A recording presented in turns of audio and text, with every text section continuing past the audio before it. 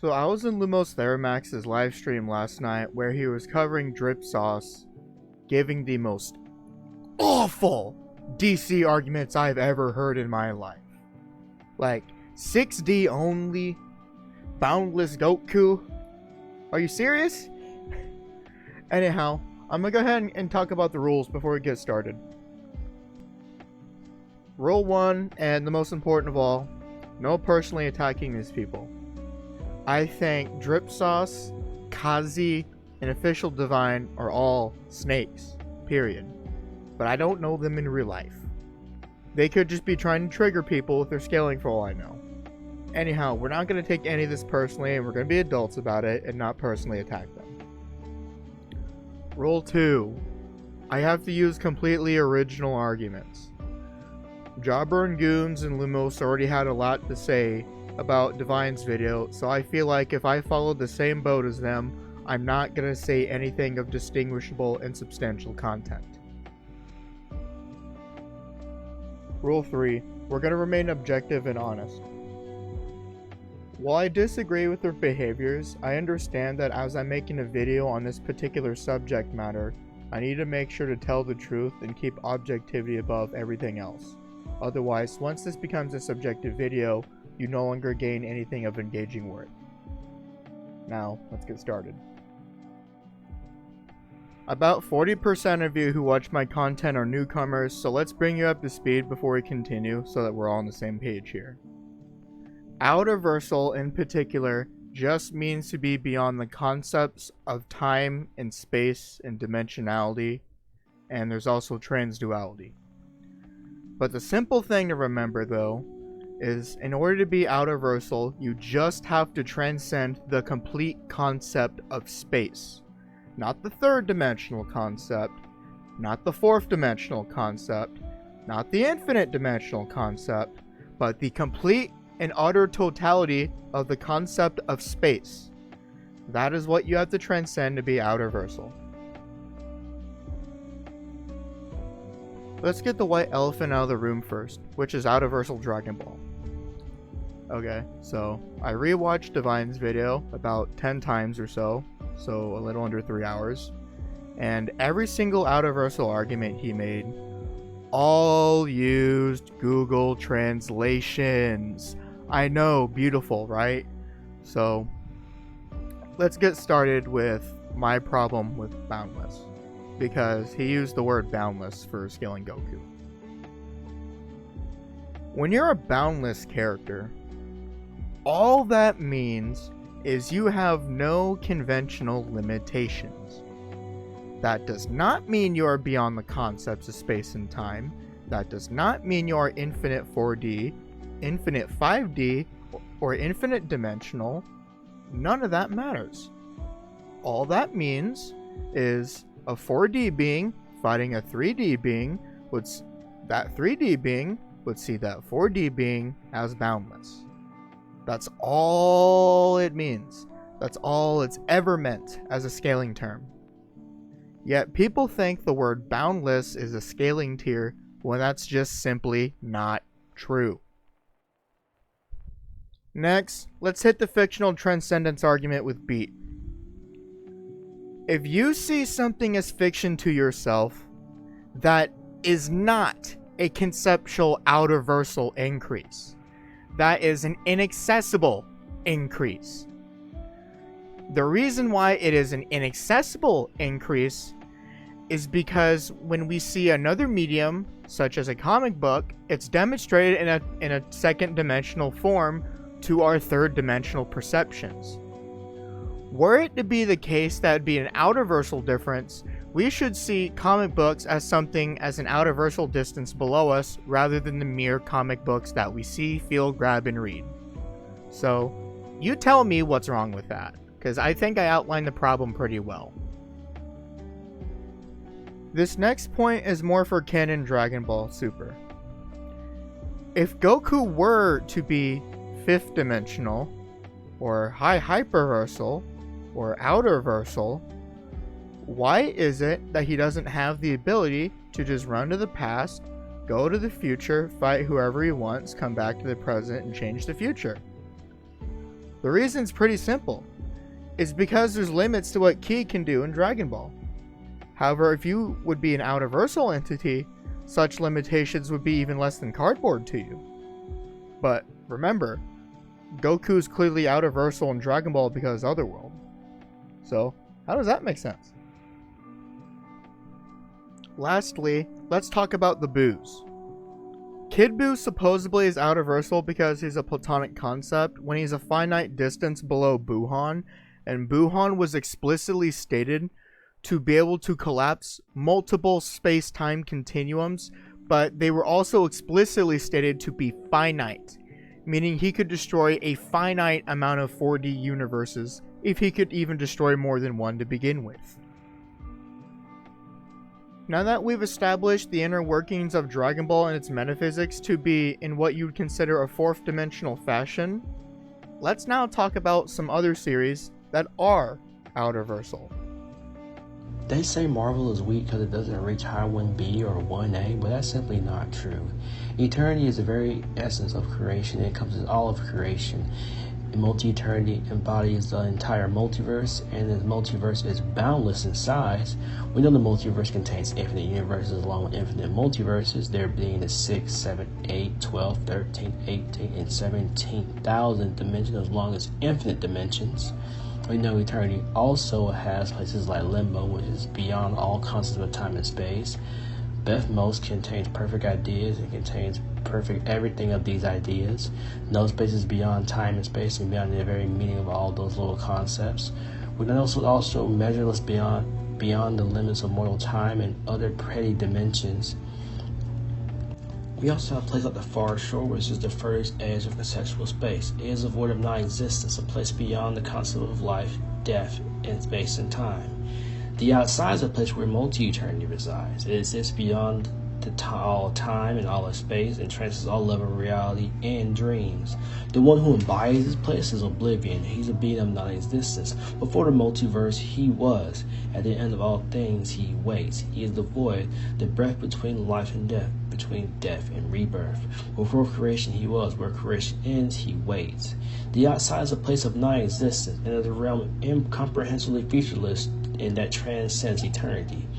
Then you have places like the White Hot Room, a place higher than the beyond or the outside. It is a place at the heart of all things, the highest space. Beyond this is the archetypal landscape where the Phoenix resides. The White Hot Room is beyond the far shore, beyond time and beyond space. The White Hot Room is also considered to be a transcendental and dimensionless place. And you have places like the Abyss, also known as the land that couldn't be or shouldn't be. It is the furthest place of reality and the last plane of existence. The Abyss is both the bottom and mountaintop of the plane of existence and the house of the true Never Queen in the land that can be, shall be. This is the highest plane before you even reach the House of Ideas. The House of Ideas is the highest peak in Marvel, the highest realm. It is a place where all stories of Marvel are born. The light of imagination of the house is where all things creation are created.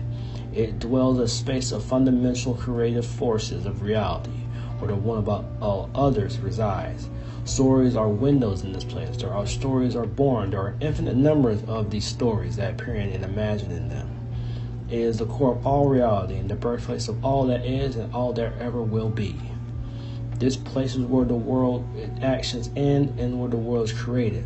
From the House of Ideas, the crown, where even Loki can stand outside the multiverse entirely and lead the story forever. Multiverse being the omniverse, or Marvel in general, or just not being bound by the narrative. So even after this, you don't think Marvel reaches high 1B or even 1A? I just don't know what to tell you. For this section, my friend Wally didn't have time to make a video on how DCs Cosmos works, so he sent me a bunch of notes on how DCs Cosmos works so that I can go over them for this section. Like the last part, I didn't have time to go and collect 20, 30, 40 scans to go over the entire cosmology, so this part is entirely verbal. Anyway, let's begin. Let's start with the Orrery of Worlds. The Orrery of Worlds has an infinite amount of universes. However, these universes are more than simply just 4D. These universes contain an infinite amount of timelines. These infinite amount of timelines then stretch into even more infinite timelines. And then you put that together, that is a layered infinite fourth dimensional space.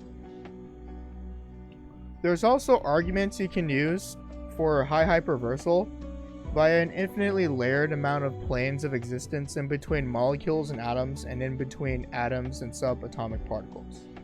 This is legit and verbatim from DC, but because I'm not the one who saw the scans, I'm going to leave that one in the gray zone. For some more information, you have multiverse theory, string theory, and universes stated verbatim to be 190,000th dimensional. So, let's bring another thing into the equation. The Orrery of Worlds interchangeably uses infinite dimensions along with an infinite amount of universes. So, the Orrery of Worlds is being treated by its own series to be high hyperversal. And then there's a place above this called the Bleed. The Bleed is a conceptual space that is beyond space and time. Conceptually, it's stated verbatim within DC. This place exists as something called a metaspace. This metaspace is beyond the multiverse, and the multiverse is viewed as fictional from within the Bleed, a pan-dimensional place beyond space and time. The multiverse exists within the fourth dimension, which is time, aka the time stream, which is transcendental to the concepts of space and time, which we also have demonstrations for. It also contains the Shining Tower, which is beyond time and space and contains the concepts of concepts. So, it's the concepts containing other higher fundamental concepts that are beyond simply dimensional in scope. You put this together, that's already outerversal. Now, let's move on to the next example. For our third example, let's use Destiny. Destiny's universe is actually really easy to understand. The universe is divided into thirds. You have the physical universe, the ascendant plane, and the ley lines. The physical universe would contain, as you can guess it, stars, planets, galaxies, specifically large abnormally sized structures that somehow scale really high but can fit in the physical universe. And then the ascendant plane is the complete opposite to the physical in every manner of speaking, even abstractly. And then you have the ley lines, which is a set of plant roots, if you will, that connects the physical universe to the plane, where both physical plane and ascendant plane hold power. Now, let me play proof for Destiny having infinite dimensions within simply the physical universe alone. You should now be entering a Hilbert space, if the Taken have not misaligned the Pyramidion space geometric intuitions. Gesundheit. I did not sneeze, you fool. It is an infinite dimensional functional space. The Vex often... Oh, why am I wasting my breath? In the ascendant plane, there's a hive god named Orex, and he has two daughters, and these daughters are able to destroy axioms, which is an outerversal feat because axioms are beyond the comprehensions of dimension and concepts of dimension. Comparing our three examples to Dragon Ball, there are some very stark differences. For the average newcomer who only scaled anime, you're probably confused, so let me explain. First off, every outerversal argument you hear for Dragon Ball can on some way, shape, or form be countered by various examples of dimensional limitations for a supposedly beyond dimensional key. That's one, key problem. Another problem you see is the speed. They can't just go from the past to the present to the future in a couple footsteps, and they can't just walk to another timeline casually using footsteps. regardless in what you want to say about the many worlds interpretation and Trunks world arguments, if Dragon Ball Super, the canon, was actually a measurable speed, you would have seen more than plenty examples of characters going back and forth in time. Every feat you see that's messing with time is with a pocket dimension or blowing up a universal time space such as another universal feat. Meanwhile, with the 3 examples I have here, there are blatant statements from each of them that XYZ thing is outerversal, XYZ thing is high hyperversal, and XYZ thing is infinite 4D and up. As my last point of actual substance, let me talk about the people who made that video. Officialdivine is a TikToker who uses boundless very casually as a power scaling term and looks like a fucking moron. Yet, no one cares. Kazi and Drip Sauce will send people to go and dislike videos if they don't like their takes. I guarantee you, this video may or may not get some flack. I don't care. In fact, I dare them to do it.